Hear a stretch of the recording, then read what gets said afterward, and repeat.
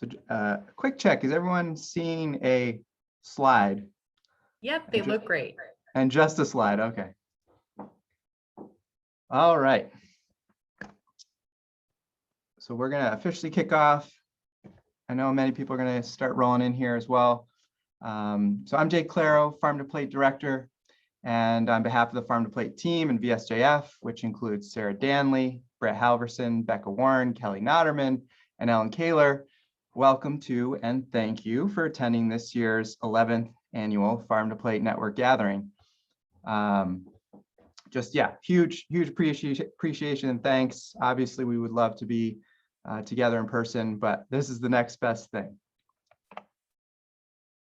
So I'm going to start with a land acknowledgement, and with the land acknowledgement, I also want to acknowledge that this is, land acknowledgement is not the be all end all, and that we need to take the message here seriously, and for a land acknowledgement to be effective, back it up with actions, and those can be both big and small.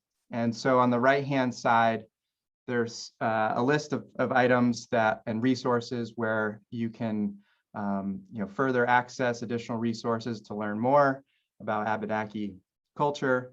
Of course, this is Native American Heritage Month, but the resources that in that first link are things that you can certainly do throughout the year and utilize throughout the year. The second one, there's a great podcast. Root Words is a great podcast in general, and there's a great recent one, Seeds of Renewal, with Chief Don Stevens and Morgan Lamphere. There's also a LandLink project panel tonight that NOFA is hosting as part of Ag Literacy Week. So you see a link there that we can still register at 6:30 to 8. And then to note that we have a silent auction this year. All of those proceeds are going to be going to Abenaki Helping Abenaki, which is a 501c3 that was created by the Nulhegan Band. But also you can directly donate yourself as an individual, and the link is there, and we'll be posting these in the chat as well. So now for the land acknowledgement. So we are on the land which is served as a sorry, hold on one second. There's things popping up my screen. All right, we are on the land which has served as a site of meeting and exchange among Indigenous peoples for thousands of years, and is the home of the Western Abenaki people. The Farm to Plate Network honors, recognizes, and respects these peoples, especially the Abenaki, as the traditional stewards of the land and waters. In that spirit, we acknowledge that we are guests in this land. We need to respect and help protect the lands within our use. Those who will implement this strategic plan have a responsibility to help make this truth visible, to support efforts towards Indigenous sovereignty and well-being, and to dismantle the legacies of colonialism here in Vermont. All right, just a very quick overview here of the arc of today, and just a reminder of what we're going to be doing for our agenda today. So I'm opening here with my remarks and talking about the new network structure. We've got a wonderful plenary panel that will follow that from 10 to 11:30, some small table talk and more informal networking time that will follow that from 11:30 to 12. We've got a lunch break, then we'll come back, share some reflections and thoughts that struck us in the morning, and then we'll transition to our breakouts. And then the majority of the afternoon, there will be breakouts, the first block from 1:15 to 2:45, and we've got a break in between, and then the second block, and then we'll be coming back at around 4:35, 4:40, and just have a closing and set up and promote what will be a great Vermont Wild Kitchen cooking demonstration with Rural Vermont, which is from 5 to 6. So a lot to get through, and just some housekeeping items. There's the silent auction site, the gathering message boards, which the links there will get posted in the chat. Just a reminder, try to obviously mute yourself or be aware if you're muted or not during presentations. And then for the plenary presentations in particular, just try to limit use of chat to breaks between speakers, as it can be distracting for the presenters to have a lot of things flying through the chat. Okay.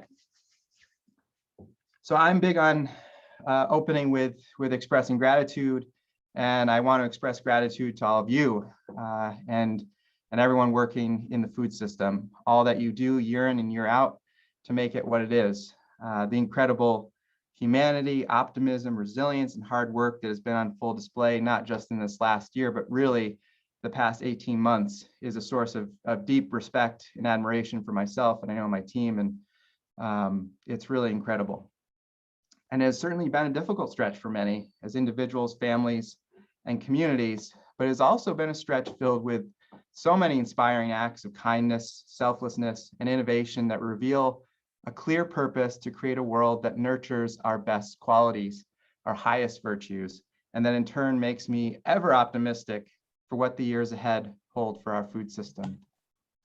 And because of this, I am also convinced now more than ever that working as a network is essential.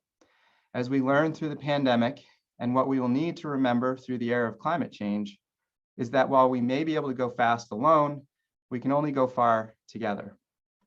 Accomplishing our goals, capitalizing on opportunities, and overcoming challenges requires working together in a networked way. And it's for that reason that this morning, we're focusing in on how the Farm to Plate Network will organize itself to accomplish the goals laid out in the new strategic plan, and also why we will hear from others across the state who are working as networks to do the same. I want to forewarn you up front that I'm going to cover a lot of ground in this presentation, but I'm not going to cover it all. So this is an unveiling of the new network, but there's much to operationalize and work out, just as was the case when the network launched at the first annual gathering 10 years ago. So you're going to leave here with questions, wonderings, uncertainties, and that's okay. As long as those feelings are balanced by excitement, eagerness, and optimism about the next 10 years of what the network can be for food and agriculture in Vermont. All right, so at the risk of covering ground that may be familiar to many, it's important that we remind ourselves of how we got to where we are today and why we're transitioning to a new network form. The network as we know it was created in 2011, shaped by the original Farm to Plate strategic plan. The first plan took a soil-to-soil framework, analyzing the food system from farm inputs through the supply chain of production, processing, distribution, and consumption to management of post-consumer nutrients. And that's the diagram on the left-hand side of the slide. In addition, it identified numerous cross-cutting issues that impact the whole food system, such as food security, finance, and energy. The network, in turn, was built around that framework of the food system. So working groups, the image on the right, the inner ring of blue circles, represented high leverage areas in the system that corresponded to the plan's soil-to-soil framework. And cross-cutting teams, as their name suggests, corresponded to the cross-cutting issues in the plan. All of this was done with the idea that we coordinated action around the leverage points and cross-cutting issues. We could drive systemic changes and reach the original plan's 25 goals. Sounds simple enough. So here are all of the network years in a graphic form that we present every year at the gathering. And unfortunately, we don't have one for this year, but here are the 10 years in graphic format. And so this version of the network has served us well. And the 598 organizations and businesses we estimate to have participated in Farm to Plate over the years have accomplished a great deal. You all and those 598 organizations took a risk to be a part of something new. They gave it life, and many great outcomes have come out of it. New and strengthened relationships that led to greater coordination and partnerships, the sharing of information and creation of numerous resources, and projects and initiatives that impacted the food system in a variety of ways, including increasing meat processing capacity, improving access to retail and institutions, greater consideration for agriculture and food systems in municipal and regional planning, and also statewide economic development, and the inclusion of food as medicine in the state's health improvement plan, to name but a few. And so for everyone who's been a part of this network throughout these first 10 years, thank you. We couldn't begin to fathom another 10 without all of you. And so as the slide suggests, I don't know what an exuberant applause looks like in a virtual format, but if you could all click that emoji, clapping, the party hat, whatever it may be.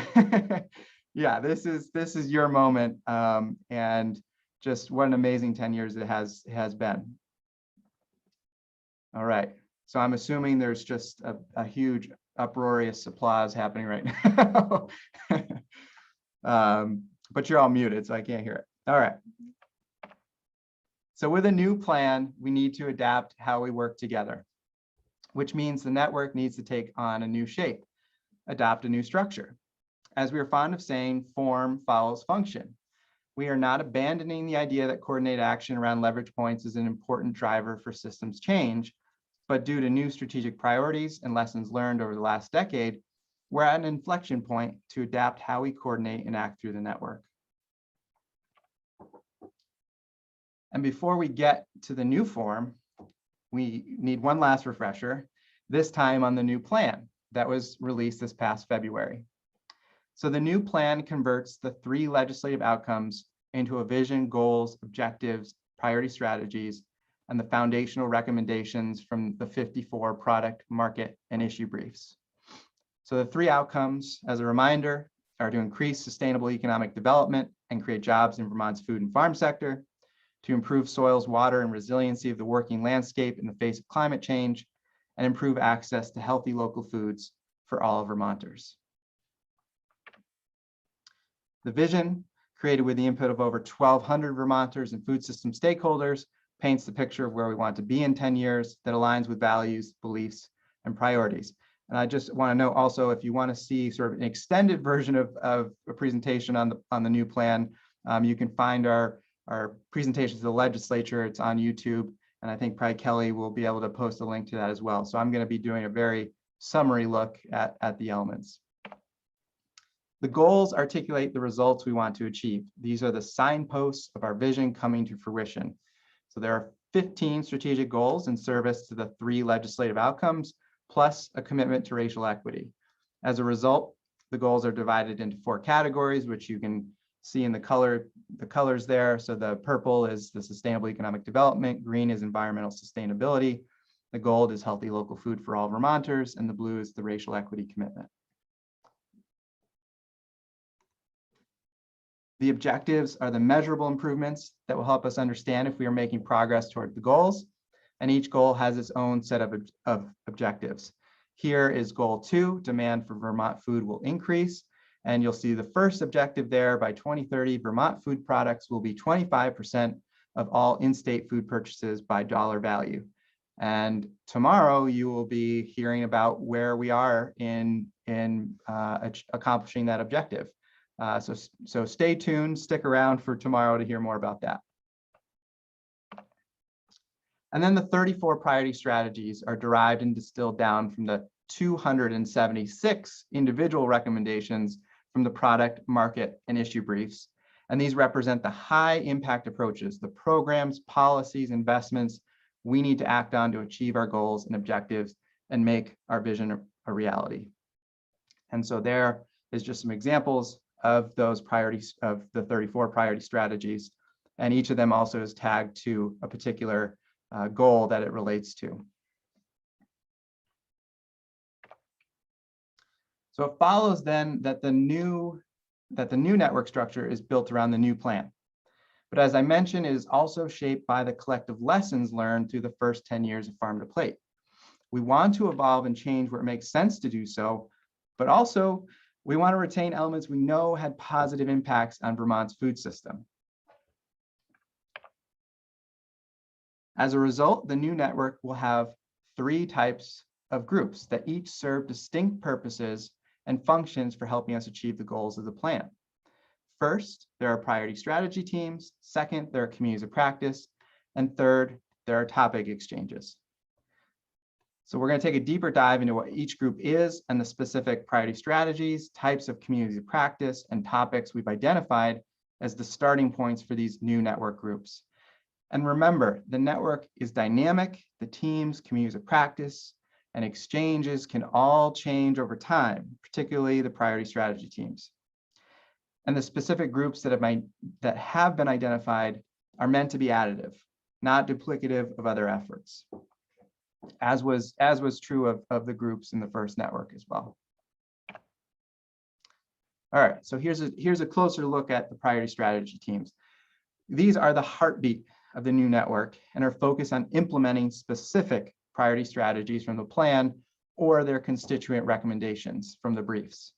Exactly which priority strategies are being worked on will change frequently over the next 10 years of the network as work is completed and new work begins. Because priority strategy teams will inevitably involve project work, these are teams for people who can commit to consistently participating, meeting to meeting, and contribute directly to project work and implementation. For those who have been involved in the network already, task forces are the closest group type to priority strategy teams. And here's how we identified this current list. So through ongoing conversations with network members and analysis of actionable areas of the plan, we identified 11 prospective strategy teams where we have a direct role to play in catalyzing action. So there's lots of work happening in Vermont on implementing various aspects of the 34 priority strategies. And there are other ways for the network and BSJF as the backbone to support those efforts. But these 11 are where we have capacity to help and where capacity is needed to advance particular strategies. Currently, the strategy teams are at different stages of development. Some have already been created, others are in early phases of coming together, and still others have yet to form. And I'll have some follow-up about the sort of next steps around participating in these groups. And the bolded ones in that list are ones that have started or in early formation, and the others are ones that are likely to come about in the next couple of months. All right. So the communities of practice are designed for network members focused on a specific discipline or field of technical expertise and knowledge, bringing together a peer group of practitioners to improve technical skills and knowledge in their field. COPs are not tasked with implementing a specific priority strategy, but the skills, knowledge, and best practices they develop, coordinate, and disseminate are critical to meeting the goals of the strategic plan. And if a collaborative project is identified, it has the backing and support of Farm to Plate. So COP membership is defined by those who identify themselves as practitioners in the particular area of expertise and see value in participating in a content-specific peer network. At present, there will be 4 communities of practice, and those that we have identified are essentially groups that are transitioning from the previous network to the current one. So the 4 are agritourism, CSAs, and healthcare, which is an extension of the healthcare cross-cutting team from the prior network, farm viability indicators, and then the Food Cycle Coalition, which is focused on organics recovery management. We also want to note here that there are many other COPs or networks of professionals in the food system functioning as communities of practice. This is not the full universe of food and ag-related communities of practice, simply the groups that we can currently commit to supporting as the backbone of the network and where our support isn't duplicative of other efforts. And then lastly, the topic exchanges. So the topic exchanges bring together network members who share an interest and or knowledge in a broad food system topic area and are designed to facilitate communication, awareness, and understanding on key developments and learnings, enhance coordination across the state, and build connectivity and relationships amongst members. Each exchange is open to any network member to attend. In this way, they are the most open and fluid of the groups to participate in. In the exchanges, people can share updates, learn about what's happening from others, discuss important food and ag developments relevant to the topic, and raise and identify over time policy, research, investment, funding, and project needs. Exchanges will, for the most part, be conducted virtually. So unfortunately, but also we've learned that in this kind of setting, it's beneficial. It allows more people to participate. But we do hope that there will also be periodic site visits designed for greater networking and relationship development. The exchanges are not expected to take on project work between meetings, but rather give people access to information and create connections that can lead to more informed and better coordinated activity. Each exchange will be guided by a set of curators with expertise in the topics related to the exchange. And they will be responsible for structuring agendas and identifying the updates and prospective speakers and presenters for each meeting. The closest group type from the old network structure is working groups. And so there will be 5 dedicated topic exchanges to start, plus a network-wide exchange that will periodically host the entire network to a call to share updates across topic areas, strategy teams, and communities of practice, and in general provide people with the ability to be in touch with developments happening across the state and also at the federal level. So the 5 topic exchanges broadly cover clusters of related priority strategies and thus provide another means to influence and coordinate implementation of the 34 priority strategies. So for instance, production, processing, and market development is a cluster of supply chain development, industry development recommendations, plus marketing and distribution recommendations that and priority strategies from the plan.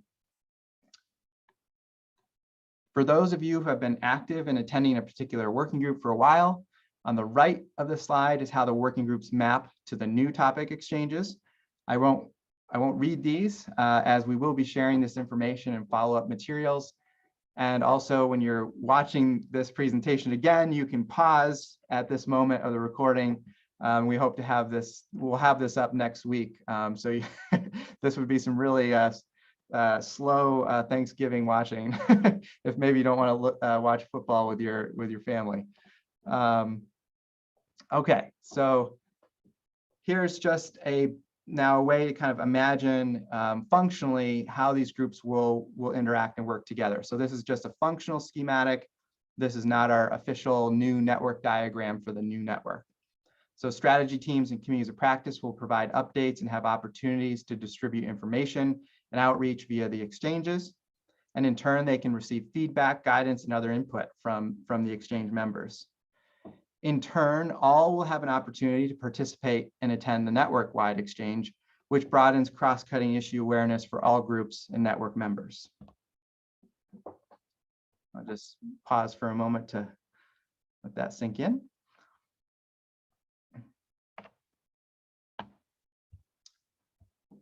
All right, so next steps. And this is the thing that I'm most excited about, and hopefully you all are most excited about.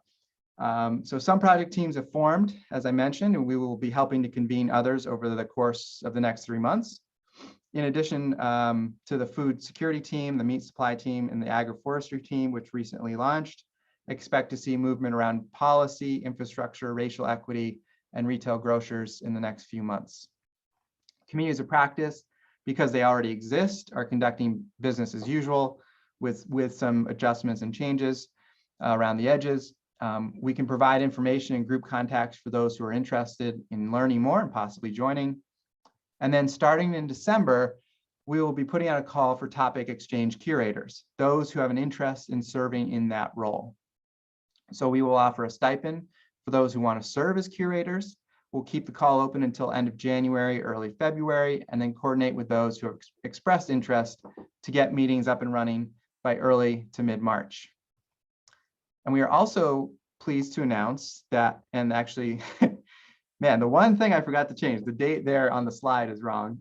So we're pleased to announce that we'll host our official network-wide exchange call on Thursday, December 16th from 3 to 4:30.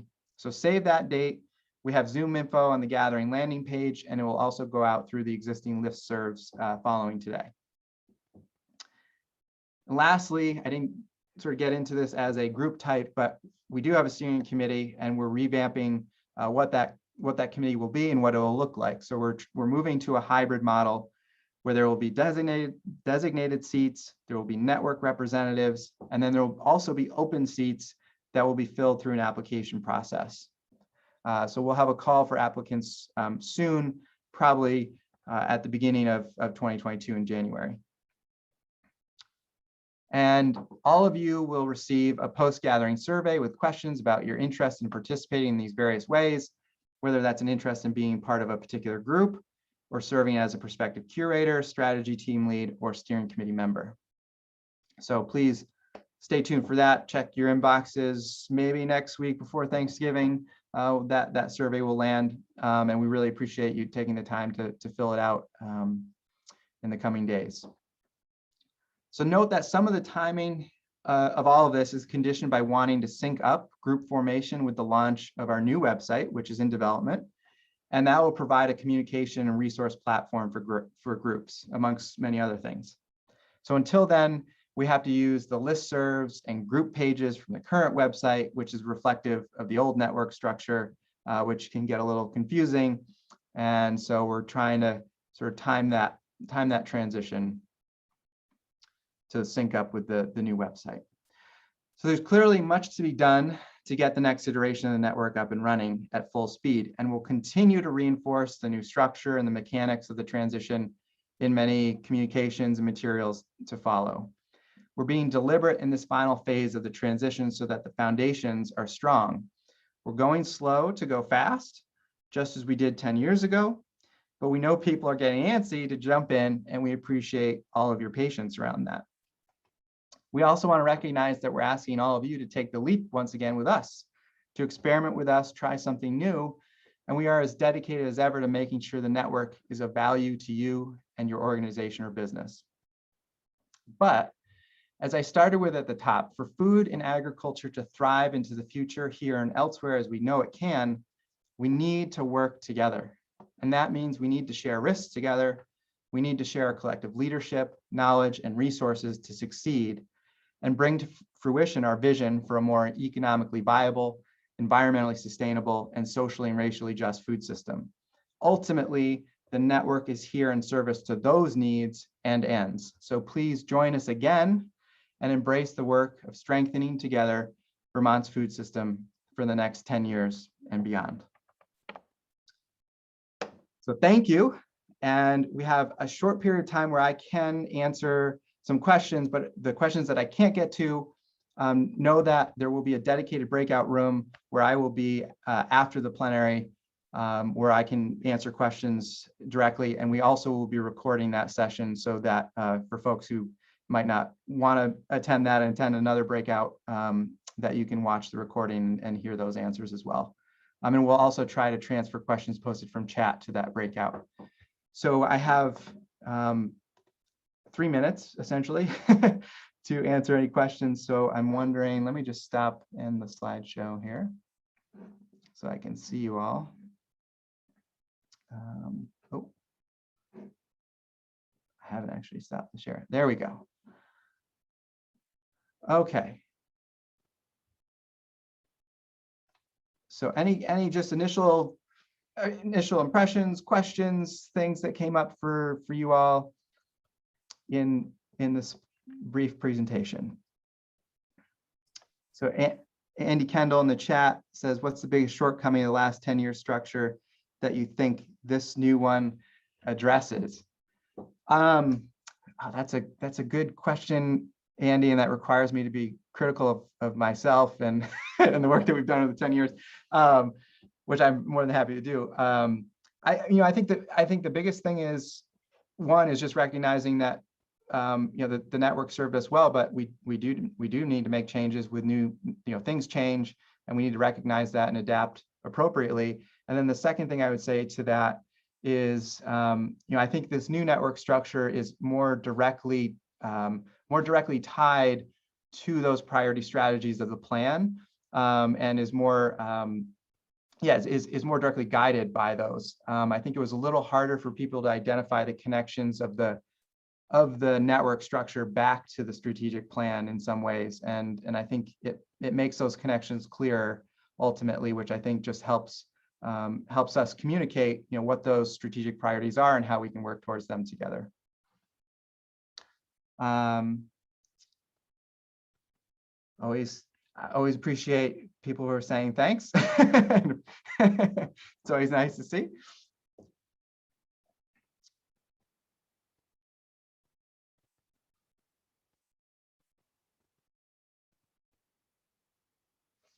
All right.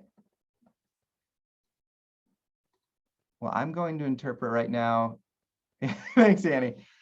Yeah, that there's a lot to, I think, digest with this, and obviously, questions and thoughts are going to emerge throughout the rest of this day and and over the next couple of months. So yeah, just know that I will be available in a dedicated breakout to discuss this in more depth and detail as needed.